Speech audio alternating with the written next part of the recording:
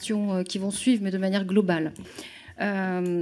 Sur ce que j'aimerais retenir de manière urgente, Madame Perron, et qui viendrait enrichir la PPL, c'est bien l'instance, l'outil, parce qu'on peut refaire le même rapport dans 15 ans, dans 10 ans, dans 20 ans, je vous dirai exactement la même chose. Pas de partenariat, cloisonnement, parce que moi, ça fait 15 ans, 20 ans que je l'entends déjà. Alors, ce n'est pas qu'une question de moyens parfois, c'est surtout une question de travail en partenariat, de décloisonnement des instances. Et croyez-moi, personne ne m'a évoqué d'ailleurs la question des moyens.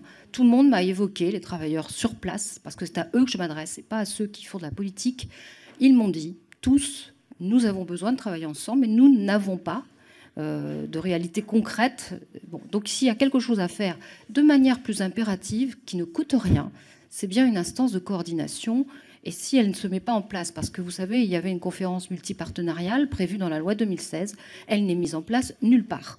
Donc nous sommes à 3 ans de cette loi, donc vous imaginez bien que dans 10 ans, ce sera pareil. Donc il ne faut pas attendre, parce qu'il ne faut plus attendre, parce qu'il y a une urgence.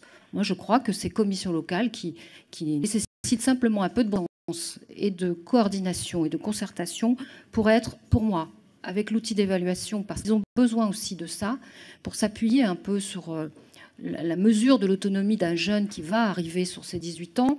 Il me semble que ça, c'est une urgence pour moi.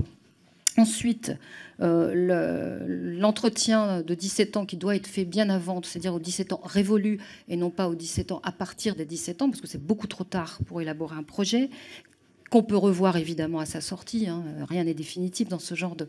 C'est de l'humain dont on parle, hein. C'est pas de décision aussi abrupte. Et puis, pour moi, peut-être l'expérimentation du RUA dans le cadre de la... En pleine réflexion sur le RUA, à qui s'adresse-t-il, qu'est-ce qu'on va fusionner, s'il y a une cohorte de personnes sur lesquelles on doit essayer, ce sont bien les jeunes, et notamment ces jeunes qui n'ont aucun appui extérieur à 18 ans. Et puis aussi sur le fonds de solvabilisation.